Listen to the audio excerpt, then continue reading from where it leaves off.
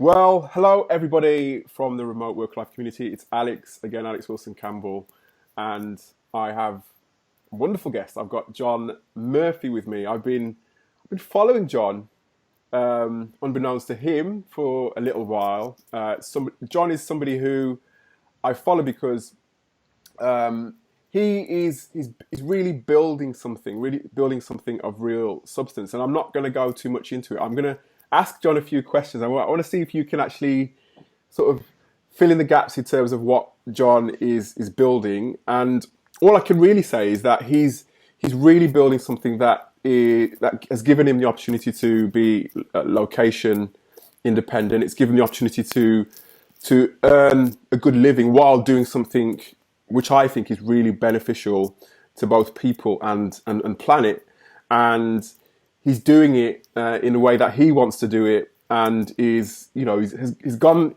By no means been an easy journey for him, but he's stuck to it, as all the best entrepreneurs do, and he's making a real success. He's turning over six figures regularly on a monthly basis. But as I said, he's doing something that's really worthwhile to people and planet. So, John, I want to welcome you to the Remote Work Life podcast, and thank you for speaking to me. Yeah, thanks, Alex, for the invitation. I like having these type of conversations, so it's a pleasure. Excellent. And John, as I usually do with conversations such as this, I want to know about you and how you got to where you are now, because it's a very interesting story, and you have been able to fulfill an ambition that many of my listeners want to fulfill, and that is essentially, not just necessarily fire your boss in a sense, but like I said, really living a work life lifestyle that you've created yourself and you're passionate about. So tell us about how you got to where you are now. Well, it's been a long road. So I've always worked in like the corporate in multinational companies. Most recently, for the last 7 or 8 years, I've been working for GE, General Electric. I'm based in Italy, but GE is a global company, so I was working in finance for them, and I'm pretty bad with numbers, like. I would say I'm borderline dyslexic. I failed maths. I failed lower maths in school, and lower maths in school is pretty easy. But I got into finance just because I was in Italy and I spoke English, and the Americans needed somebody to speak English and do some finance. So it's never been something that was easy to me or even remotely interesting, to be quite honest. So I always just worked to pay the bills, and so I wasn't really climbing a ladder as such. And my wife is Italian, and she on the other side has a very good career. And every few years she would get a good opportunity, and she would say to me something along the lines of, "How do you feel about living in this other city?" And it's always been somewhere else in Italy. And what would happen to me is I would say, "Okay, let's go." I quit my job. And then I would relocate, and then I find a new job that I don't really like. So I'm always starting from the beginning. So I figured there must be a way that I can work from wherever, so that those conversations are easy for both me and my wife. So she can take opportunities without feeling the pressure of having me quit my job. Of course. And if I can work from anywhere, well, then that's even better for me. So I'd gotten into the idea a long ago, maybe 5 years ago. 5 years ago, I had this idea about inventing a product, because I figured if you want to maybe sell something online and make money remotely, you have to invent something. And I tried really hard to come up with something. I thought I had a really good idea, but I wasn't sure how to do it. So in the meantime, what I did was I figured I'll just build a website on WordPress and see how that works. So when I do have the idea, I'll have figured out some of the other things I need to learn, right, and then I can, start with it. So I built like a website. It was just like johnmurphy.com or something like that. I was living in Florence at the time, so just to populate the website, it was like the top 10 things to see in Florence, something like that. Mm-hmm. the domain's gone, so no need to even to look for it because it doesn't work. But so I picked up one skill and then never followed through on the invention because it just didn't make sense. But that sort of got me into the whole thing of probably what most people do. You go online and say how to make money online, and then I found a book called The 4 Hour Work Week. And when I read Tim Ferriss's book, that was just, my mind was blown, and I've never looked back. So that was a big moment for me. That book. That was 3 years ago. 3 years ago, okay. And okay, so you've talked about GE, and I mean, what was it about GE or generally that sort of corporate setting that you didn't like, and that made you sort of had that desire to get out of it? Well, the company was so big. There were so many things that people were doing that was redundant, but it was just because that was the way to do things. And it was just like, for example, if I had to do, I worked in finance, and in the US, they have a quarter closing. So the end of March, the end of June, the end of September, and Christmas. Mm-hmm. And we would work like 10 days straight, 15-hour days. Oh, wow. So for me, that was like Easter, Christmas, and June and September cancelled, and it was really stressful. And all we were doing was just building reports in Excel. And those reports would then go to somebody else, and somebody else would send it to somebody else. And it was a really just waste of time. It was just people working busily to do nothing. And it was just very frustrating. So I really didn't want to do that long term.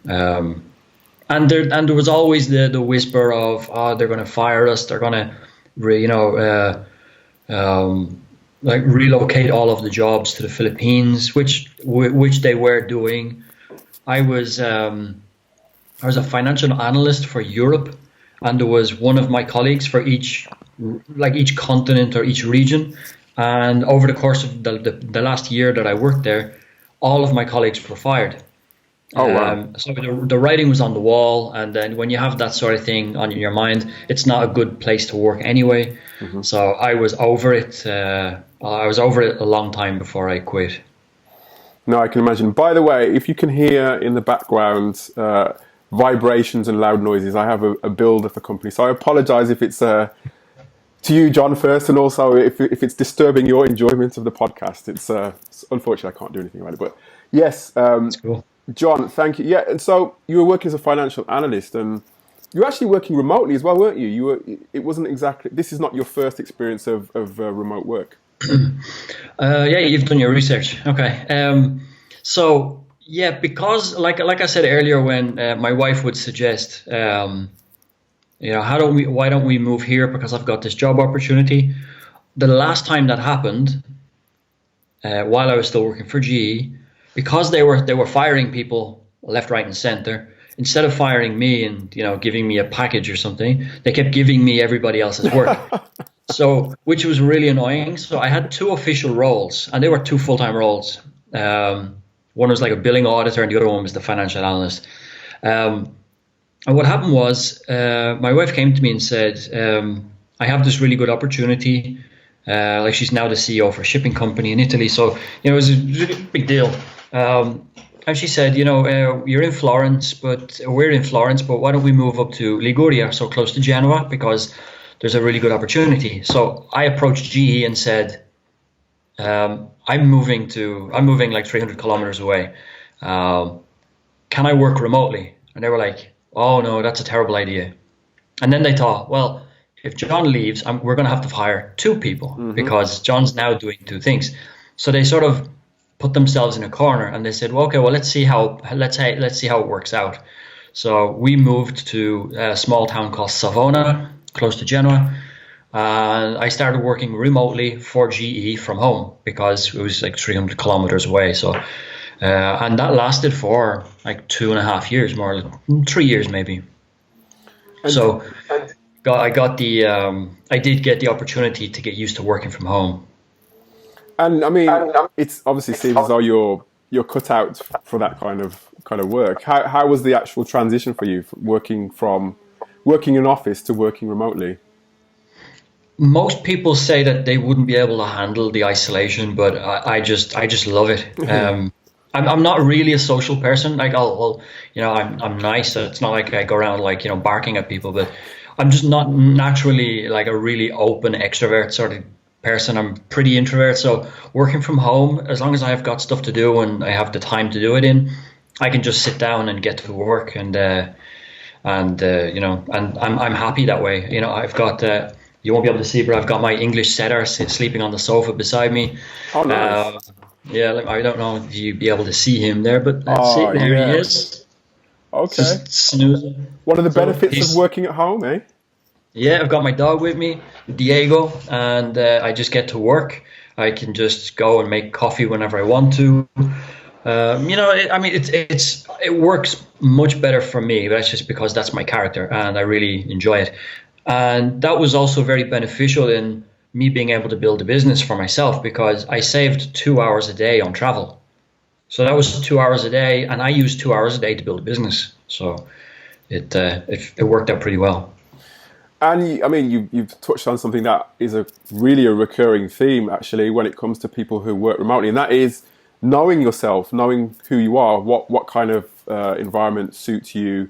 There are people who are introverts who work remotely, there are extroverts who work remotely, but one thing that sort of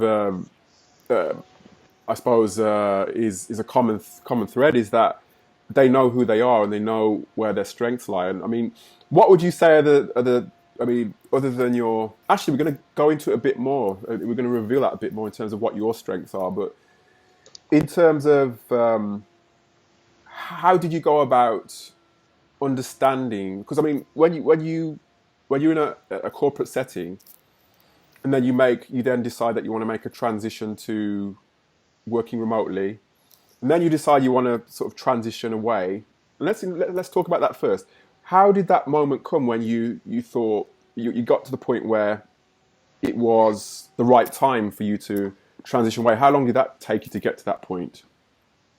So transition away meaning like quit the full-time job? Yeah, so move away from GE and then get to the point where you're thinking to yourself, I've kind of fast forwarded quite a lot actually, to where you are now, I guess. So I started my side business because that's what it was in the beginning. At the beginning of 2017, so 3 years ago, I left GE in September. So not a long time ago, less than 6 months, or maybe 6 months ago. It was the end of September. I quit my job.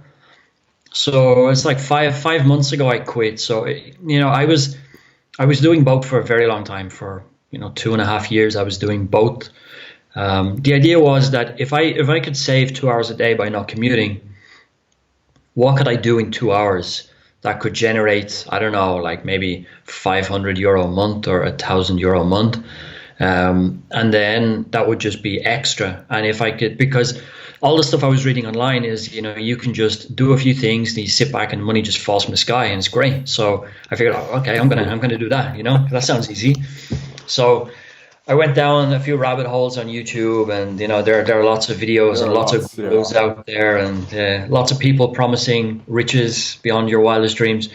So I figured even if I do it poorly, I should be able to make a little bit of money on the side.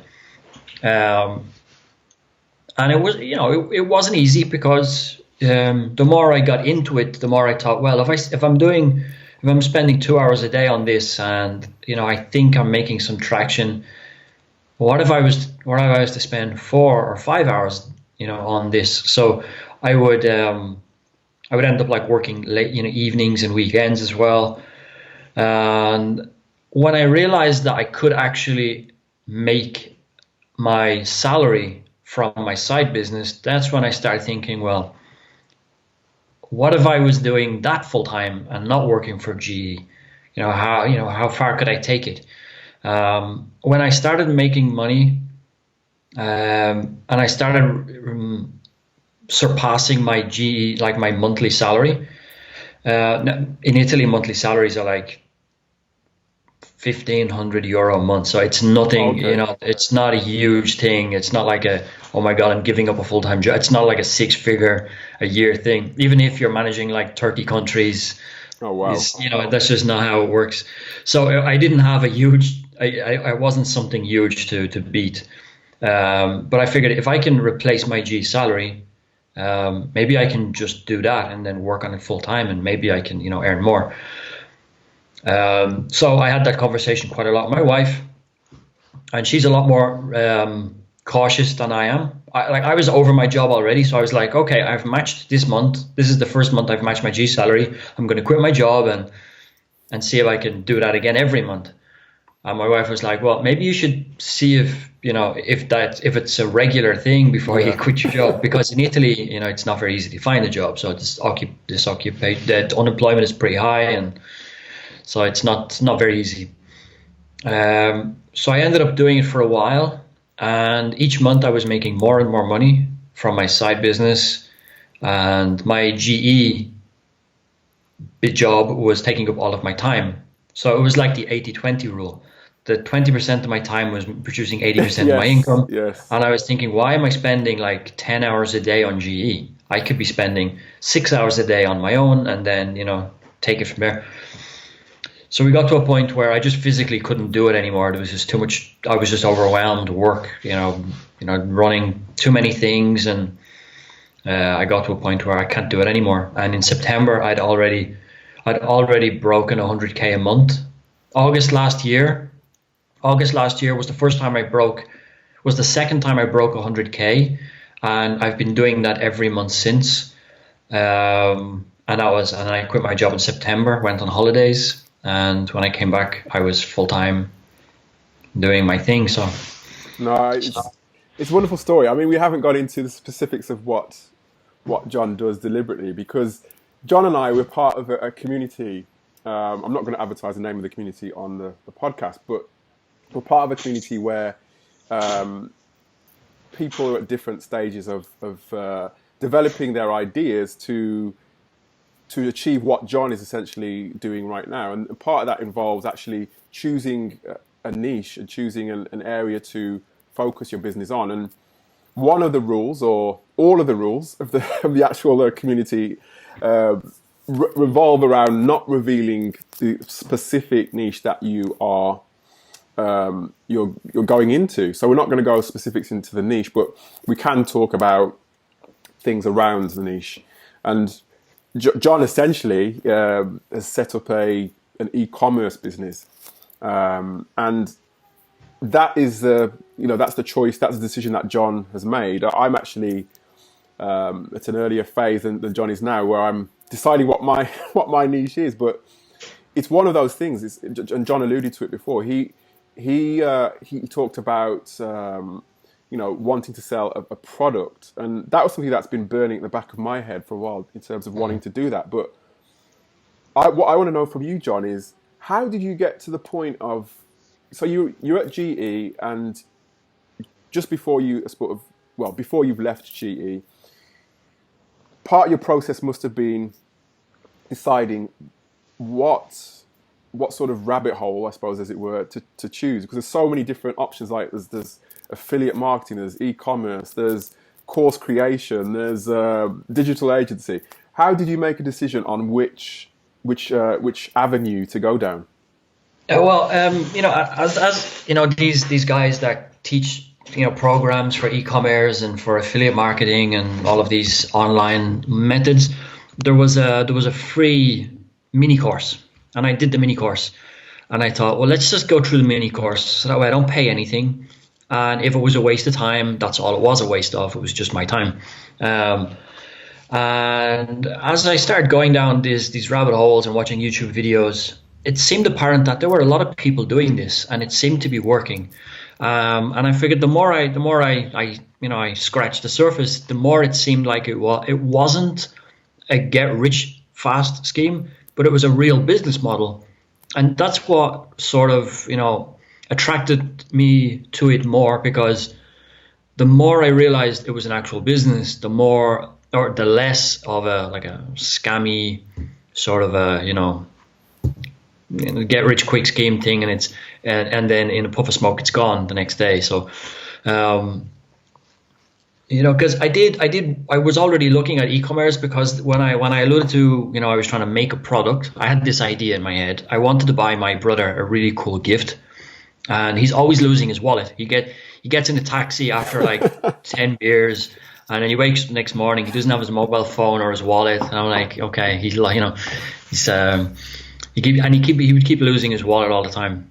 So I figured I could make a small wallet made out of like a metal type of wallet, because I had like a card holder, but built in it had like a tracking device, like a GPS tracker thing. Yeah, yeah. And there could be an app on your phone, and there wasn't anything like this at the time, because now there is, because I didn't follow through. You didn't go through with it, yeah.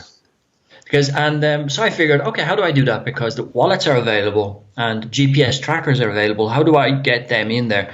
And I figured if I was going to try to produce it, I think I barely did any sort of research, and it seemed like just to produce a prototype it would cost something like €85 for one. Right.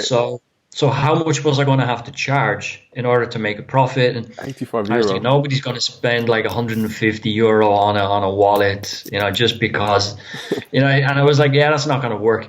So I sort of thought, I really liked the idea, because I figured that would be perfect for my brother. I couldn't find it, so I figured I'm going to make one.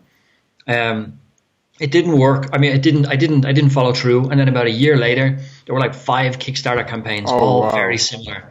And if you were to look for like a wallet with tracking or GPS or something, there's like 5 or 6 different companies now that make them. Seriously? So I do regret not trying to figure out how it works, but that did get me into the whole idea of selling a product online. And if I can't come up with something, maybe I can sell somebody else's, an existing product. And that got me into the whole drop shipping model, which is the model that we're trying to figure out.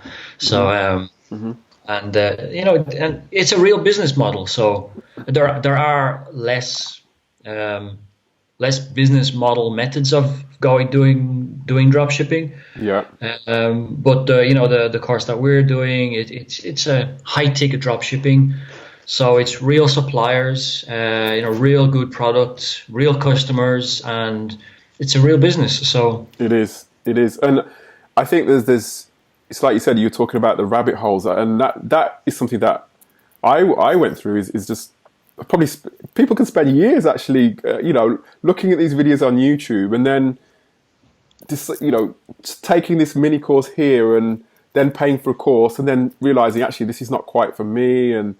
But like you said, you've been able to sort of cut through all the smoke and mirrors, because there are lots of people online on YouTube talking about how they do drop shipping, and not all drop shippers are sort of equal. There's certain drop shippers that will sell fairly low ticket supplies, and they may get their supplies from a certain place, whereas people like John, he's really sort of done the groundwork. He's put in a lot of time, and also another thing that John touched on, his ideas were around, or at least his ideas evolved around solving actually a problem that was a real problem, which his brother was having at the time. And now his store, which he has, his e-commerce store, that to me, it also solves a problem. We're not going to go into the store itself, but it solves a couple of big problems. The idea of what he would do came, I guess, after. Am I right in saying that, John? Was it more that you were focused on the problem first? When it came to selecting a niche, I was conscious that it was solving a problem, although it wasn't a big decision factor for me. Mm-hmm. But if I was to do it again, I would pay more attention to, is this solving a problem? Because after a couple of years of doing this, I realized that if you can sell something that's solving a problem, it's really easy to market. So you're able to go out to those people and give them a solution to something that they're having, and it makes selling a lot easier. No, it really does. And although I think as much as you did. It sounds like you were able to make decisions quite easily, quite quickly. Am I right in saying that, or Um, not? I guess maybe from the outside it looks quick because of I mean, now I'm talking about making like 100K a month in revenue and stuff. Um, but it took me 2.5 years to get here, and in the first, I think the first 6 months I was bleeding money, so it wasn't an easy thing. Choosing the niche, I guess it was relatively easy because there's a process, Yeah. you and I just figured, okay, this is what the process is telling me to do. This is what it is, and that's it. I didn't want to second guess it. I just wanted to get started. So Yeah, I wasn't by any means saying that the actual process was easy, but what I meant was, for me, I'm at the process now where it's a bit decision fatigue. To be honest with you, I've been looking at so many different niches that I'm thinking I'm almost sort of convincing myself that actually what can go wrong with this one, rather than thinking to myself, this is what this one can provide, sort of thing. And I'm going from one niche to another to another to another. What was your mindset in terms of just generally making decisions like that? I know you went through a process as well, but well, it was the numbers. I mean, when I got down to three options, there are certain things to do. You can go on to Google Trends and see how many people are actually going online looking for those things. And the bigger the audience, the more opportunity you have. So it wasn't like, I've never used my product. I don't know my product. I'm not. It's not like it's a passion of mine, and that I just brought it along with me. Maybe I shouldn't say that. I have never even used one, so I mean it's not something that I do. But so it was really just pretty clinical. I said, like, the numbers are telling me that this is the one, so this is the one. And if it didn't work, I would have found out. So I didn't contemplate it too much. Niche selection, however, is really important, and I did make a few mistakes. I did overlook a few red flags, and I probably would choose a different niche. But I'm glad I just picked a niche and just made it work. There are a lot easier things to sell. But, I can imagine. But yeah, I just the numbers told me what my most likely option was, and I thought, okay, that's it. That's the store. So. And yes, there have been a few challenges for you along the way, because your background, if I'm right in saying, I mean, you've been a financial analyst, but the sort of work that you're doing with your store now, I'm guessing there was quite a big learning curve for you there, right? Yeah. I mean, you have to learn everything. So when I left school, I went and did sports science. So I went to college to be like a aerobics and gym instructor, that sort of thing. And that was just because I skipped a year in school because I wasn't really smart. I'm not very academic. I finished college when I was like 19, and I realized I followed sports just because I like playing sports, but there's no career like a gym instructor's. The career is pretty hard, and there's not a lot. You either own a gym or you're cleaning mirrors in a gym. There's not really it's a very hard profession to do long term, and then get old with your knees still intact. So Yeah. it wasn't something that I was willing to pursue afterwards.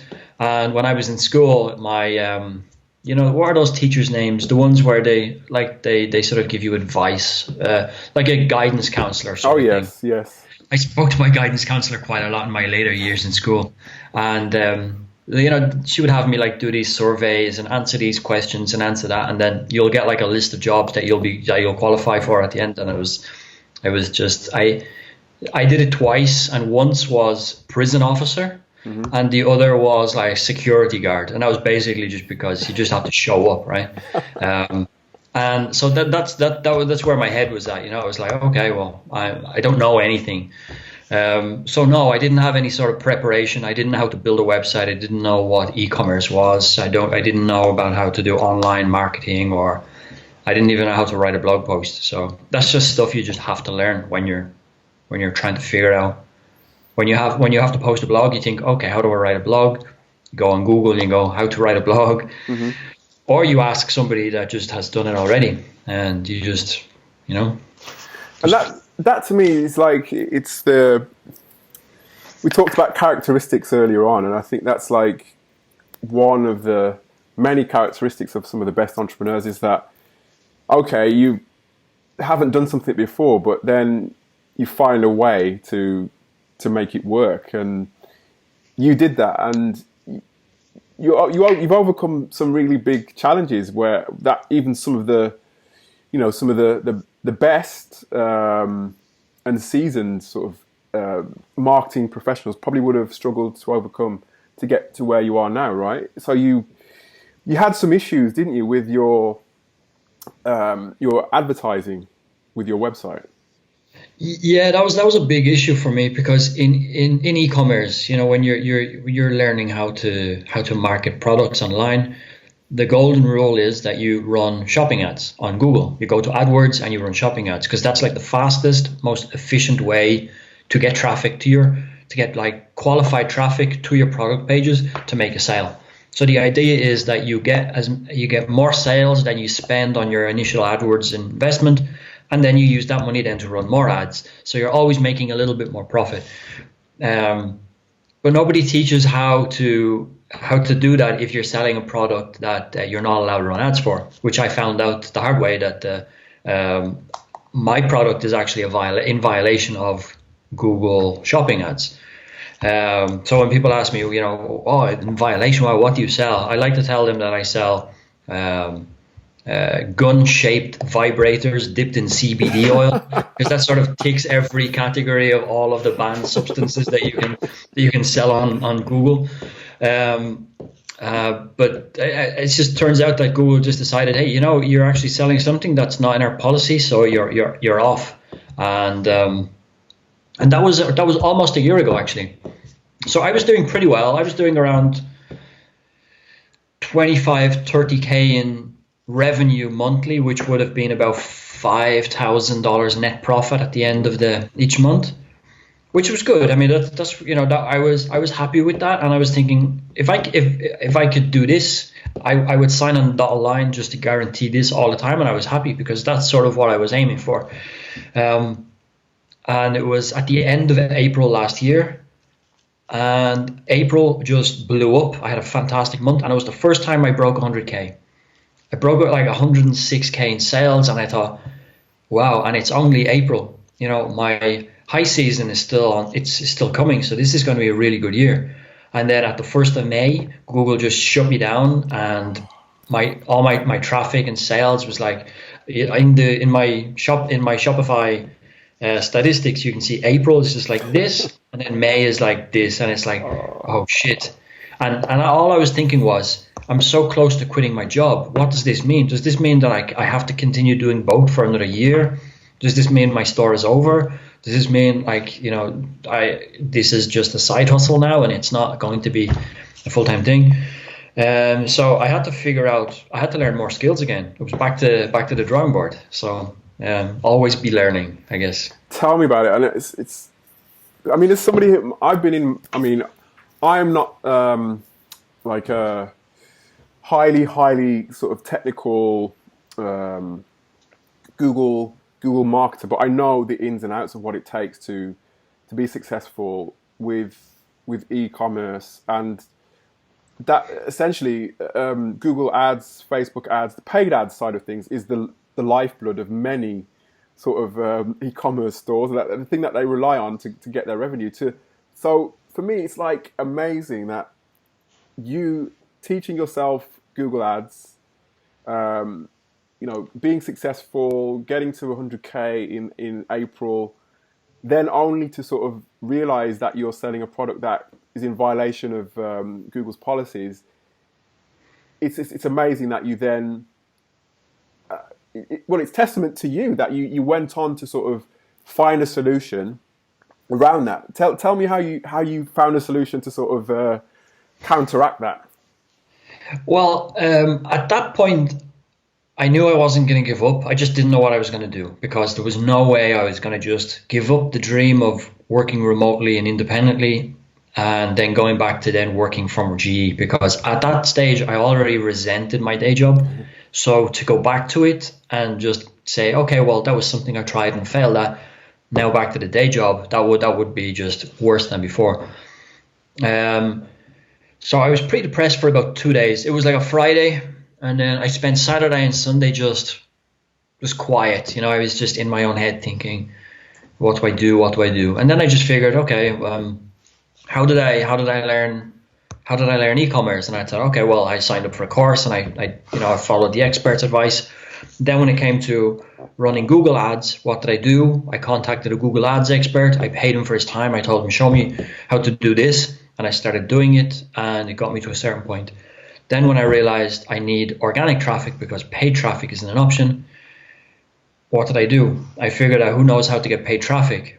I joined an affiliate website community, because basically what they do is they build blog websites, they produce content, enough content to get lots of traffic, and then they direct traffic to Amazon products and they get a commission because they're not actually e-commerce stores, they're like affiliate commission Amazon websites. But the methodology is put something online to get organic traffic from people that are interested in certain things, educate them, and then send them to Amazon and get a commission. So I thought, if I could apply the same logic, and instead of sending them to Amazon, I'll send them to my product page, that could work. So I figured I'd take a bit of affiliate website, 30 websites, whatever, called niche websites, and maybe apply some of that logic and then some of the e-commerce logic. So I've got a good blog post now, good blog arrangement, I would say, and now I get more organic traffic than I did when I was running ads. I break 100K every month in sales, and it's all organic. So in last month I broke the 1 million in 12 months. So I officially became like a 7-figure business. And so from February to February, it's like a 7-figure business. And I stopped running ads back in April. So that's pretty much all organic. So it was just figured, how do I learn how to do that? Like if my organic traffic goes away, I have to figure out how do I become a master at, I don't know, Pinterest or something, Yeah. There's always another thing that I can do. So I guess I just tried to figure it out, and I did. So, and I'm still working on it. It's still going to get better this year. So it's still learning. I guess you can now understand, guys, why I invited John on this podcast, because like I said, he's the personification of of an entrepreneur, and that sort of it's just, you come up with so the best entrepreneurs, when they're faced with hurdles, they find ways to overcome them. But this is next level, because again, I've done SEO myself as well, and we're living in a time now where Google is I suppose putting the focus on people paying for adverts. That's one of their biggest revenue streams. They in fact, SEO has taken a bit of a hit because of the, I suppose what you could say, the real estate, for those who are technical of you listening, the real estate in the search engine results pages. So for John to then sort of make that pivot from getting paid traffic to using organic traffic to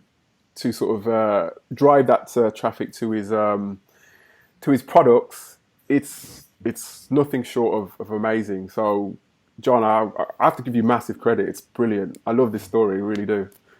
I appreciate that. Yeah, it wasn't easy, and so I recently hired a business coach, like a coaching agency, let's say, and I've got this like very successful CEO, and she basically holds my hand on a weekly call. She'll say, okay, you're doing this right, you're doing this wrong, you need to focus more here, and because I got to $1 million revenue by sort of just trying to figure this stuff out, right? And when I told her at the beginning, she was like, okay, what are your numbers like? How big is your team? And what do they do? And I was like, I don't even have a list of my tasks. If I slip and bump my head, the business is over. It's me. You know, um, if I go to sleep and don't wake up for a week, my business is over. So so she was like, holy crap, it's like 1% of all global businesses never break the seven figure, only 1% or something like that, whatever. There's a very small percentage. So you're in the 1%, but now we need to get you some structures and processes and SOPs. So what I've done up until now to get here isn't normally the normal way you would get to seven figures, because I'm sort of got to seven figures despite all my shortcomings, but I figured it out anyway along the way. But now what I've done is, just 2 weeks ago, I've hired 3 full-time employees, and we're building out processes, and all of those guys are doing things that, one, that I've always had to do myself, and two, all of the things that I should have been doing but I just didn't get around to. So they're going to be doing that full-time for me, even when I sleep. So I think this year is going to be even better, because I'm actually going to be, I'm striving for a lot more than what I've done up until now. So it's interesting. Very interesting. To me, it's more than interesting. It's incredible, and I think it hasn't come easy. It's like, it's just that perseverance. I love that. But also, another important point that John has raised as well is that, and it's something that I struggled with when I first started my sort of entrepreneurial journey. It was that I would always try to do everything myself, and I kind of thought that was the best way to do things, and I didn't seek help, and I didn't want to invest in coaching and sort of talking to people who knew just a bit more than me. But this is just a lesson where that can sort of really pay dividends, because if you have the finance to invest in somebody who can is a couple of steps ahead of you, or a few steps ahead of you, it can just sort of really sort of have an injection into not just your confidence, an injection of confidence, because you've got somebody by your side who knows what they're doing, but it can pay in real terms to your bottom line as well, as it has with John. So yeah. I strongly agree with that, because in the beginning, even up until about a year ago, I was the same. Because I wasn't making money, in the beginning I was losing money, then I was breaking even, then I was making a small profit. And the idea to spend something like $200 to talk to somebody for an hour, I was thinking, there's no way that's going to be a good investment. That's just going to be somebody telling me what worked for them or whatever. And I found it really hard to invest in things like that. I figured that's just going to be $200 less on ad spend, or I found it really, really hard to pay for things like that. And now looking back, all of the times I took a massive leap forward was when I just found somebody that could do it better, and I paid them for their time to teach me how to do it.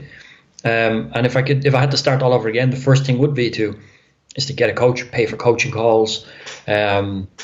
Obviously, not all coaches are made equal, Of course. but the coaches I've had have all taught me something, and they're all things that it would have taken me years to learn by myself, and I probably would have been out of business by then. So. And how did you, like you said, not all coaches are made equal, and there's so many. Again, there's rabbit holes where coaches are concerned. Everybody's a coach these days, And you've got coaches on YouTube, you've got coaches on LinkedIn, you've got coaches everywhere, here, there, and everywhere. So if you're seeking coaching, I mean, again, were there any sort of steps that you took to select a coach, and also how did you sort of overcome that sort of mental block in terms of investing in coaching? I guess I got over the mental block when I started seeing that it was just, I was getting a lot of knowledge, I started seeing things that I could actually do and take action today, and I could see how that would work like a week from now, So I've joined a couple of different courses on e-commerce, and a lot of the courses that I've taken have all stemmed from the course that we're both in now, whereas guys have sort of outgrown it, and then they've become very successful e-commerce professionals, and maybe they also have a course. There was one particular coach by the name of Corey, who was a rock star. He's really humble. He doesn't go and advertise his course online because he's too busy running his 5 businesses online. Oh wow. He's extremely successful, but you wouldn't know it because he's not out there like taking photographs sitting on the hoods of Lamborghinis or doing anything weird like that. He's just very low profile. He's just doing his thing, and he's an SEO rock star. So I figured that's what I need to know. He has the knowledge. I'm going to just ask him how much it's going to cost me, and we agreed on like a 10 lesson like sort of group of calls to save money. And it was good having follow-up calls because it was like, okay, we've discussed something. I've got stuff to do, but sometimes I just don't follow through. I'm very good at making lists, but Yeah, I me never too. get to them. And then the next day I make a new list, but with the same things on it. So when you have like a week, when you have a call, and then in a week later you've got another call, the second call is about, okay, did you do what we discussed in the first call? So now we can move Yeah. on to the next Yeah. thing. So you have to do it. So Yeah. you're somebody holding you accountable. Of course. So I work a lot better when there's somebody better than me paving the way, or at least telling me where. At least it takes the guessing out of it, you know. So I got a coach for SEO. I got a coach for AdWords at the time. I reached out to like an affiliate, like a niche website coach, mentor guy. Another guy that wasn't very pretentious, because I seem to I do attract those guys rather than the flashy Yeah. guys. And I just kept picking up little bits of knowledge and applying them, and I could see results. And then I just decided, I mean, coaching is the only way to go, really, because you need somebody like that to tell you that even if they just say what you're doing is the right thing, at least you're not thinking, am I going the wrong direction? Yes. You know, takes all the guesswork out of it. No, definitely that reassurance, and like you said, that accountability. And I think that's why a lot of people give up, because they don't have that person to turn to, and they make these lists, but they don't make their way through that list, and it just sort of drags on until eventually they lose confidence, and then they just give up. So Yeah. you went, and another great characteristics. I always like to talk about the characteristics of some of the best, not just entrepreneurs, but the best people in terms of working in remote businesses and remote work, is that being proactive in a sense, because you didn't just wait for a coach to fall in your lap. You went and found that person, and it's turning your business around. And it's your business, by the sounds of it now, is evolving into something completely different. What are your plans now for the future? Well, the plan was, so I signed up for this coaching program, okay, 2 months ago, and it's like a 90-day sprint. At the beginning, they ask me these questions like, where do you want to be 90 days from now? What are your like financial goals? What are your life goals? You know, what do you want to be doing? And we're 30 days left, and I think at the beginning my answer was, I need to be able to remove myself from the business because I'm the bottleneck. Right now I do everything, and if I don't do it, it doesn't happen. But there are things that I need to be doing that I just don't get to. I was working like 100 hours a week because I just figured I need to make it work. 4-hour work week No. seems a bit ironic when you're chasing the 4-hour work week, but you're doing 100 hours a week to make it happen, right? Yeah. So basically it was, okay, well then it sounds like you just need to remove yourself from the business. So what does that look like? Identify all of the things that you do that somebody else could be doing for you. What does that look like? And then that becomes like a job description. Then the job description becomes a hire, and then that's a person that's taking like 30% of your day away from you, and then you've got more time. And do that 3 times. I've got 3 employees. I've got like one guy doing customer service. I've got one girl, she's like a SEO wizard, and she's going to be optimizing my website, producing new content. And I've got another guy in India who's great. He's also in the same program that we're doing. So he knows e-com, he knows Shopify, and he's doing a lot of the backlinking for me, all of the things it's all of the grunt work that doesn't show for a very long time, but accumulatively, it will have a very good effect, overall, maybe a year from now. They're all the things that I wouldn't be doing myself. So all of those things together, I can now use my free time to dream bigger. How do I take this one category niche store to different demographics, different communities, or is there some way I can move sideways rather than deeper? Because I can think of these bigger things now, like maybe it's just different marketing channels. So anything I can do to grow the number of visitors and sales is all of the stuff I like to spend my time thinking about, because that's where all the good ideas come from, not when I'm, sending emails, offering to write guest posts for people that don't reply to me. So you've moved to the next level now, where you're not in the business anymore. You're kind of in the process of moving away from the business. You're hiring people now. Do you see yourself as a CEO?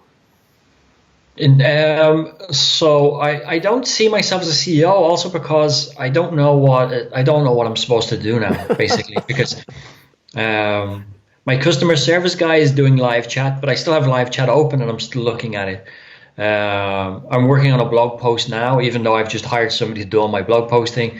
So I haven't really figured out what that looks like yet, but I think that's going to be a couple of months down the road where it becomes a routine where maybe I just check in with them every now and then and see how things are going, making sure things are working and things are moving along.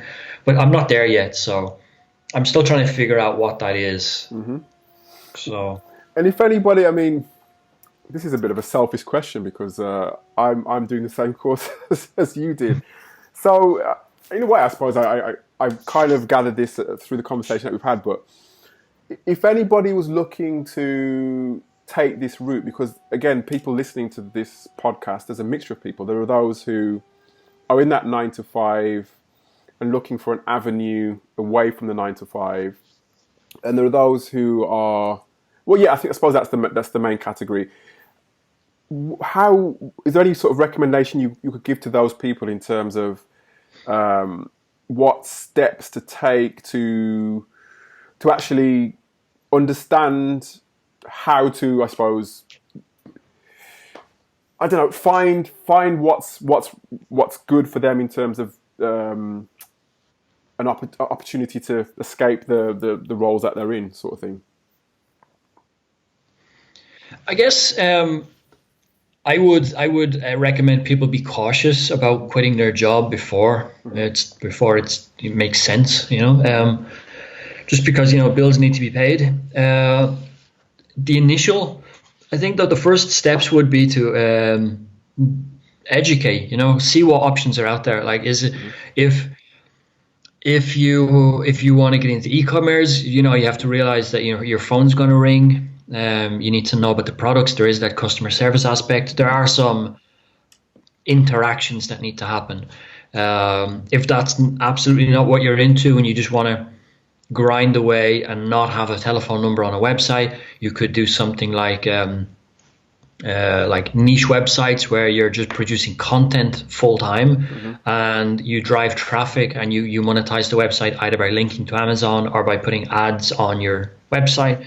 There are lots of ways to monetize a website even without selling a product. So I guess it's just trying to narrow down what your best fit would be, and when you identify what you think you could be good at or what you think you could do for a few years without getting fed up, then go about maybe educating yourself on how that, what that is, what's required to do it, what sort of skills you need, and then get started. I guess so. It's really education. I've read a lot of books now. I've read a lot of books. I started off with a 4-hour work week, but that was more of a mind shift thing for me. And then I got into more of the educational stuff, like how to, like digital marketing, SEO books, advanced e-commerce and stuff like that. But it's really important that once you start absorbing all of that information, then you then go and apply it, because there are lots of people that are just consuming. But if you don't make that switch from consuming to implementation, you're just you're never gonna make any money from that business that you didn't start. So I think if you can just educate yourself, learn a few new skills, and as you're learning them, implement them. Even if your first attempt is pretty shitty, it just means that everything you learned along the way, your second attempt will be a lot easier and faster. So, well, John, you answered that question a lot more eloquently than I asked it, and you spot on. Thank you so much for that. So yeah, I mean, it sounds great, and what I want to do is just wish you all the best with your venture. I'll be obviously keeping an eye on that. I'll be keeping track of what you're doing, and maybe down the line we can have you back on the podcast to see how you're doing and what you're doing. Maybe you'll be coaching people. Well, I keep getting asked, are you going to go into coaching? Are you going to run a course? Are you going to prepare your own course in that way? Because it's pretty good money that way. But that's not what I want to do. I like talking about these things, but I'm not very good at taking money from people. I don't know. It doesn't feel comfortable to me. Yeah. And there are way too many gurus out there. It gives people a bad name. So. Yeah. I don't know. That's not something I think I'm going to do. Okay. If this store really continues the way it's going, and I'm able to just continuously, remove myself from it, mm-hmm. I wouldn't be against doing another store mm-hmm. or doing something else. So I have like a diversified income. So mm-hmm. maybe another money stream. Whether that's like right now, I'm actually playing with the idea of having an affiliate website, because affiliate websites do not require any front information. You don't need to talk to anybody, and you can outsource it completely. And affiliate websites are like they're valued at 30x the profit of the website, really? Regardless of how much money you invest into it. Whereas e-com stores are valued at 25 to 30 times your net monthly average income. So okay. After all of your expenses. So wow. If you make $1,000 a month net, you could sell it for 30K, perhaps mm-hmm. 25, 30K. A niche website, if you make $1,000 profit, even if it costs you $1,000 on hiring out content, that's not a problem, because it's only about the gross profit on a niche website. So, these are things that I could just probably, start adding on. It's extra income, and it's all just to diversify a little bit. But we'll see. We'll see when we get there. Well, either way, as I said, I'll be keeping track of what you're doing. I wanted to thank you for coming on the Remote Work Life podcast, and we'll hope to hear from you soon. Thank you, John. Yeah, it was great talking to you. Thanks for having me. No problem. Anytime.